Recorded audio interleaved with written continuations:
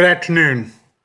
This is my persuasive presentation, and it's on federally controlled lands in the western states.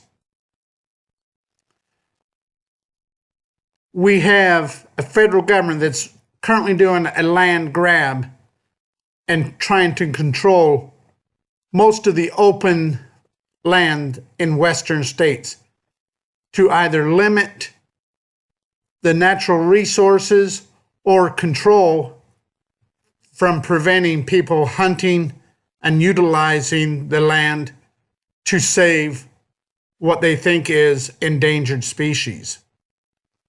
With Nevada being the highest rating by percentage at 84.5% of the state is being controlled by the federal government. Alaska is second at 69.1%. Utah is third at 57.4%, and Oregon is 53.1%.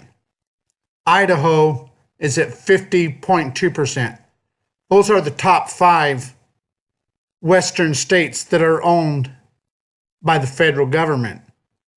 It is my belief, being from Utah, that the federal lands that are being controlled by the federal government would be better controlled and managed by the local and state level governments. The resources and the revenue produced from those properties should go directly to the states, whereas the federal government is not paying what it should be by law to the states for those federally controlled lands. Western lands, we should have the right to regulate what we do with the land and what we allow the land to be used for, whether it's agriculture, sporting events and outdoor recreation, or agriculture and farming, all of which is good for that state. And people in the East that don't live in those states or very seldom participate in any activities in those states really should not have a large say or equal say as to what goes on in these states. The eastern states are not controlled as much as western states. They don't have the military reservations, which I can understand. The military does need large sections of land to do their training. But other than that, I believe that those lands should be paid for, and the money should go to the state to support its residents and its needs, not to the whole United States. Some of the useful uses that the federal lands could be used for is wild horses preservation and burros. Both of those animals do need a wide area to range in, and Utah, Nevada, and Idaho have some of the largest herds of wild horses in the nation. I have adopted a wild horse before, and they are outstanding horses. They're not large, but they have a lot of power and drive in them. So they would be a good horse if you lived out in the West to go up in the mountains and do as you would like. This is one of the areas that the federal land could be used for, but not just set aside for endangered species that don't help really anybody.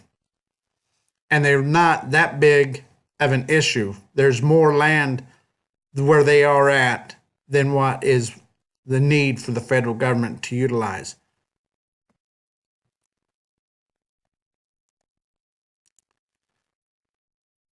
And with the wild horses and burros that are being utilized, we also need to understand the management prospects of these.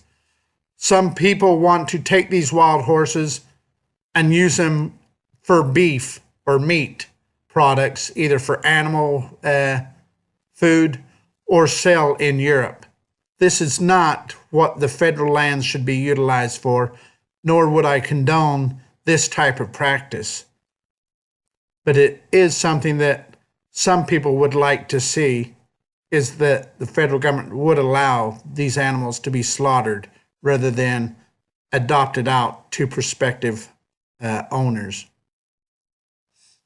Another thing that I feel is the natural resources, whether it's coal, oil, natural gas, or the lumber industry. Any profits made off the federal lands should stay within those states where those revenues were produced. There again, the states would have better choice of how these revenues are spent, and since they are not receiving a tax revenue from these properties, that should be returned back to that state for revenue going into the states for schools, highways, state, county, and local municipalities for their infrastructure to keep going. It is also my firm belief that the federal government has stretched out too far to grab too much land, and it's mismanaged.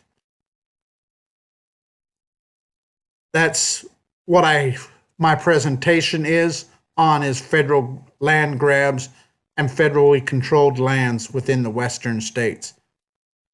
I look forward to your feedback, and you guys have a good day. Bye.